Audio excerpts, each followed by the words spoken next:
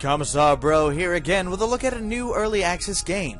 One that I'm surprisingly excited for, and I've only played very briefly, but what I've seen so far is particularly enjoyable. But before I get too far ahead of myself, let me give a brief explanation of what this game is.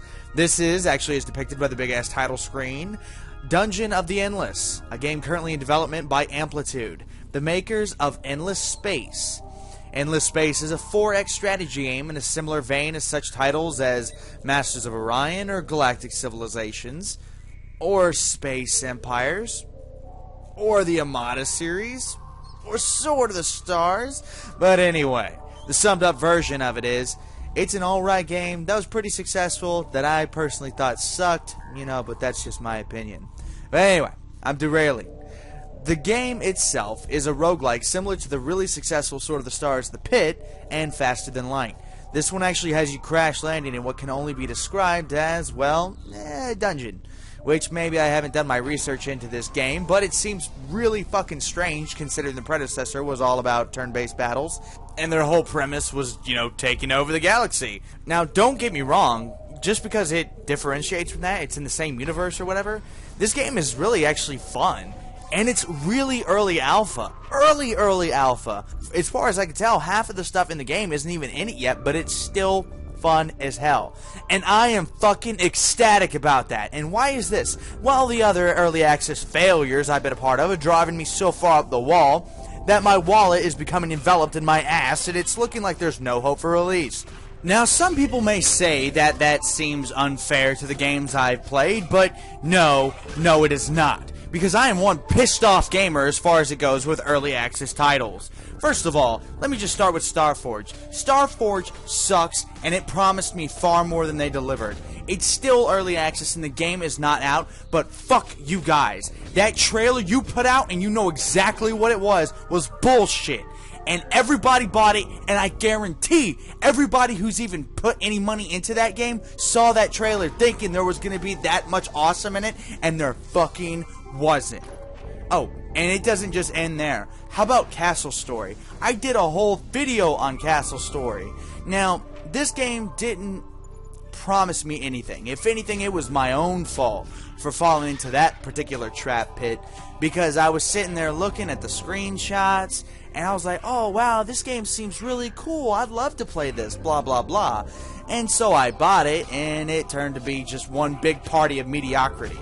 Now, if this isn't bad enough, I'm going to talk about one more title real quick, and that's Star Drive. Star Drive excited me so much, just like all the 4X games do. Every single time I see any type of space strategy game that has anything to do with 4X, I am automatically excited, and I'm so ready to play it. Now, it's less of a situation of I was lied to in the features, but it was more of a situation where I bought the game and the developer was promising so many features that were going to be coming out, hey guys, I'm going to do this, it's only going to be a month, blah blah blah blah, and what the fuck happened? Why is the game exactly the same? There's been one update since I've owned the game, and I bought it probably 2 months before it came out of full beta. So what the fuck's the excuse? I get not being able to finish it, or, wanting to keep it in the beta longer, but don't say a game's released if it's not fucking released. That is not fair to the gaming community as a whole. It's not fair to the gamers who bought your game. And I've got to give it to Amplitude. They've got it. It's an early access buy that I am not regretting, and I am genuinely enjoying. I mean, just check out this gameplay. It looks simplistic enough, and really it is. But the goal of the game is to move your crystal to the exit of each floor. However, the exit is not readily available at the beginning, and you must travel the dark, dank corridors of this lost dungeon and fight your way to survival. As far as the game actually plays, you just move room to room, clearing them out first, but as you get deeper and deeper in the dungeon, you gain access to blueprints that allow you to build add-ons like Lasatron shockers that zap all the mobs that come gunning for your crystal. While you do have a party in this game, you're only allowed to move them one at a time. So a lot of your fights seem to turn into desperate battles as you scramble to switch between your heroes, making sure that they stay alive, and just trying to protect the crystal. Now, as far as trying to keep your heroes alive, if they die, it's permadeath. They don't come back. Just like your regular roguelike games, you pretty much get one life, that's it. If all your heroes die or if the crystal gets destroyed, it's fucking game over. And by God, is it unforgiving if you don't set up your defenses correctly. Now, with that said, I must say the pacing seems to be perfect.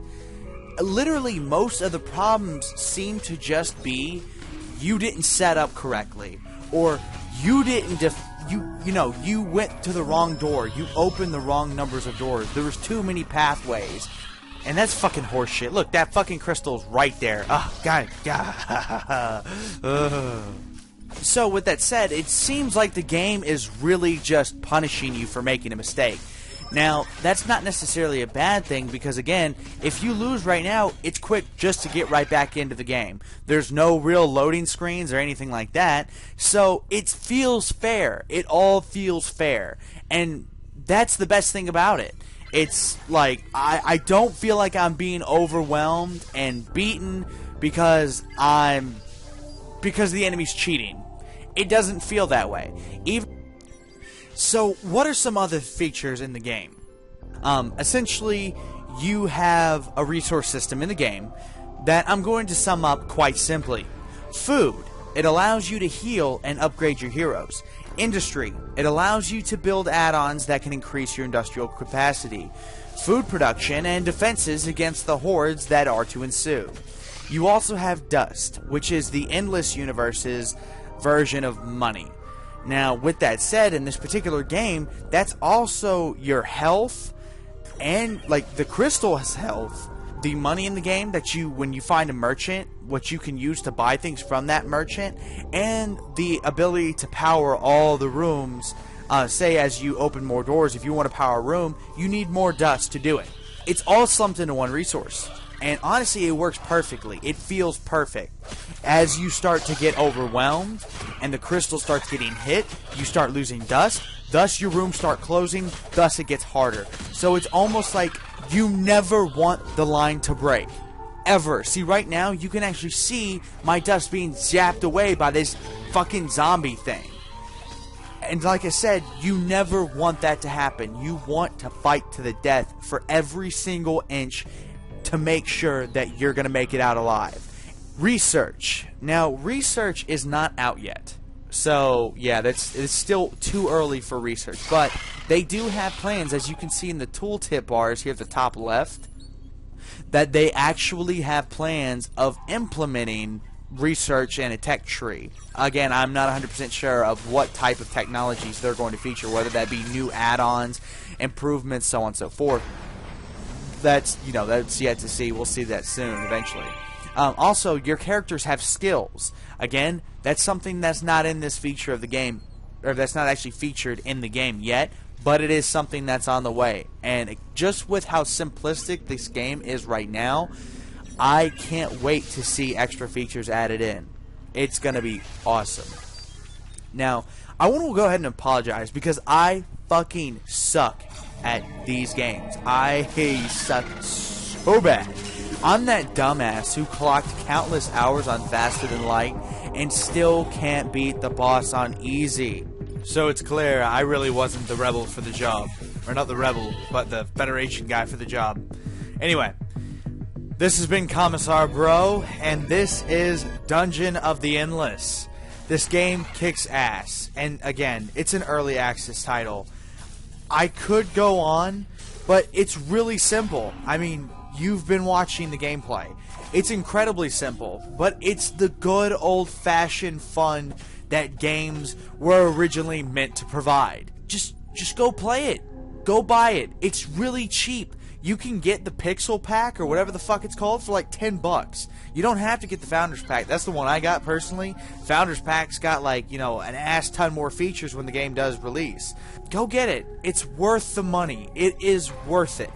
Again, I didn't like Endless Space. It was an okay game in my opinion. It wasn't bad, but it wasn't that fun either. This game, on the other hand, is a hell of a lot of fun. And it's only in version 0.10. Yeah, 0.1.0. That's where it's at right now. What does that tell you? There's so much stuff that's going to be added into this game. Skills, more items, more characters. I think they said there was going to be like a list of like 30 different heroes or something like that. And right now there's only 7. Amplitude did a damn good job on this one. I hope to see you guys in there. And if I'm not mistaken, I think they're going to add multiplayer in there as well. So that's going to be even more fun. Just imagine trying to defend the crystal with all your buddies, screaming your heads off as fucking hordes of like cyber zombies come crawling into your shit and just eating you the fuck alive. It's going to be great. But anyway, this has been Commissar Bro. Thanks for watching, guys. Stay tuned. I'm going to be I'm thinking about doing a Christmas special. I'm just trying to figure out the nitty-gritties of it. I'm running out of time. I got 12 days to put it out. It's on me, isn't it? Anyway, thanks for watching, guys. Y'all have a good night.